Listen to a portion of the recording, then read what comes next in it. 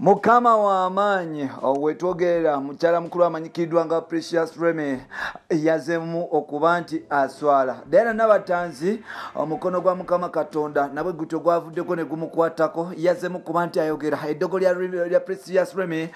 terikyakola mpola mpola tukwaniriza natera ku mukutu gwaffe omugazi kumanyikidwa nga Uganda mukamuli amanyira dobozi bampita tambi kimso Rich Boy Maxuli Junior ogubula kumanti tamana na favorite comment subscribe okumanti ever obera wano mpola mpola no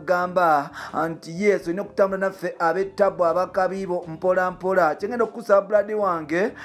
yes ngenda kusaba ogenda mu maaso nokuba nti otambula naffe ng'osubscribinga sawa zino kati olwono tugende mu maaso nokuba nti obalyawo tukivimba olunaku lwaleero bannanga amawulire ge tulina gasanyo muganda waffe manyinaffe mukyala waffe ate nga nakazadde w'eggwanga amanyikiddwa nga mukyala mukulu amanyikiddwa nga Princess Diana Nabatanzi maso malungi the beautiful one and only yazemu kuba nti ayogera oluvannyuma okuba nti bafunamu obutakkaanya n'omukyala mukulu ne mukyala muna amanyikidwa nga Precious Remy ekyamuviirako okuba nti obaolyawo bagenda paka mu juju mpola mpola ne basobola okuba nti betuusako obulabe bano nno ensonga ezibalonya zaali zaki yali Mr Dick Uncle waya oluyimba lwa bebe kulu lwera abalwanya bano nno bagenda mu maaso n'okuba nti balwanyira omusajja mukulu amanyikiddwa nga yes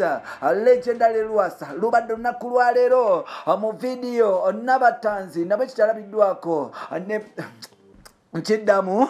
lubadde olunaku lwaleero omusajja mukulu oba mukyala mukulu amanyikiddwa nga Diana Nabatanzi the beautiful maso malungi ag'okuva ali ku BBS final olunaku lwaleero azemu okuba nti ayogera ng'assaako ekigambo babadde ne bagenda mu kufunako kakulya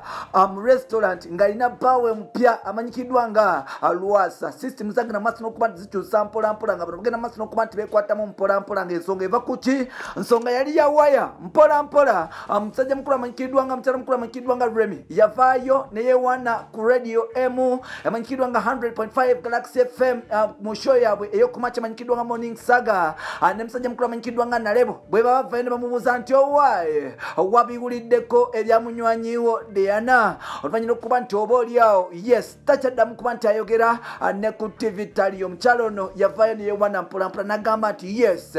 buli kimu kigenda mu maaso nkimanyi ndi mukyala eyakuzibwa okuva mu kibuga Masaka oyo Diana Nabatanzi agenda kimanya nti ffe abaana b'e Masaka tetusaaga agenda kimanya nti yes naffe tuli battabo mpola mpola wano nno twagenda mu maaso n'okukitegerako nti mukyalo ono yali amaze okuba nti agenda mu ddogo ngamba mu ssabo era nga yasobola okuba nti akosa juju okuba nti ajjako ekitone Katonda kyewamu ne mpola mpola kyekyo ekyokwogera yagenda mu maaso n'okuba nti amufiirira ng'omukyalo ono amaze ebbanga ddene nga tali ku TV lubadde olunaku lwaleero kati omukyala Mukama Katonda yavuddeyo nayanukula ssala ze mpola mpola bw'abikudde ku mumwa ogwasooka bw'abikudde ku kamwa nayogerayo statement emu 2 3 4 5 6 7 8 9 10 era nga statement zino zibadde za mugaso wano nno basobodde okuba nti kireeta challenge y'amaanyi wano nno kisobodde okuba nti kireeta obunkenke bw'amaanyi kubanga Remy abadde alowooza nti oba omukyalo ono tasobola kuddamu kuba nti ayogera omukono gwa Mukama Katonda gukola Katonda teyebaka yenna akkiriza yenna omukkiriza tasobola kuba nti abonaabona nabwe bati bwe batugamba wetwogerera ntiddamu wetwogerera eyali omulogo agenze mu maaso n'okuba nti aswazibwa stan agenze mu maaso n'okuba nti aswazibwa Mukama Katonda bw'agolodde omukono naguteeka ku mwana muwala maso malungi mpola mpola bangi bali mu bato ey'omugagga amanyikiddwa nga legendary Lwasa mpola mpola ng'ono ey'omukubagagga okuva mu kibuga Masaka abasobola okuba nti bakimensera mu site nga balina ssente mpitirivu wano no mu lutalo mulimu Diana Nabatanzi mulimu mukyalo wa legendary Lwasa amanyikiddwa nga Faith mulimu mulimu Zahara Toto okwogatane Remy mpola mpola n'abakyala abalala abayembe kiteebereza okuba nti oba olyawo legendary yagenda mu maaso n'okuba nti asaba abaana bano akaboozi oba emboozi z'ekikulu bagenda mu maaso n'okuba nti bamuyiira omutima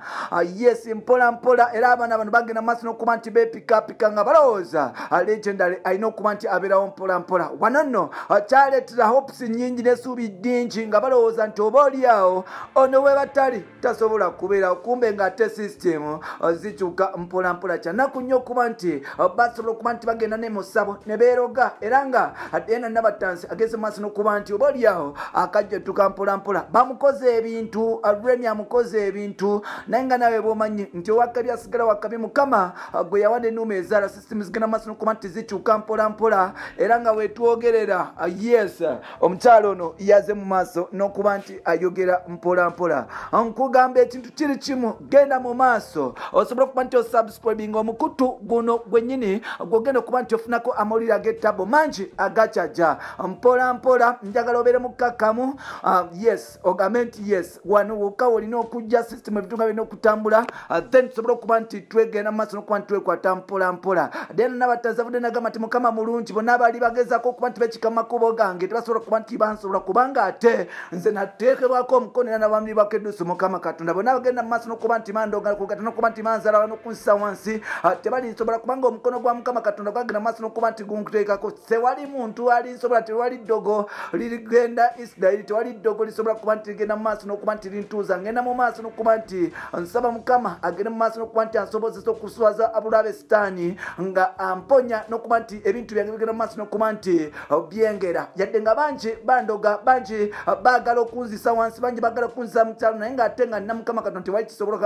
kisoboka kuba nti bandoga n'okunzisa mu kyalo era nga abo bonna abagezaako okumpalampa bajja kuswala nnyo kubanga nze ndi mwana wa Mukama Katonda mungambire Remi nti agezaako okuba nti andoga n'okugezaako okuba nti amalawo obulamu bwange naye ng'ate atansobola kubanga nze ndiko omukono gwa Mukama Katonda ebyo byonna byagenda mu maaso n'okuba nti aloge bakyali banne abakkiriza mu ddogo naye nze nga Diana Nabatanzi sikkiriza mu ddogo ne mukyalo omuganda ate ndi wa ttabbu nnyo ne mumubijja mulamba so olwekyo ebyo byonna byagenda mu maaso n'okwepika tajja kunsobola nze najja namalako ebyo byaloga agenda abiroga ejjajjaawe nze bampita Diana Nabatanzi omukutu guli gumu gwayigana mukamoli bampita ntambi Jimson Richboy Maxudi Junior nvudde wano ngeze ku Metro FM tubeere nga tukwatana ku ssaawa emu yennyini bye bye for now.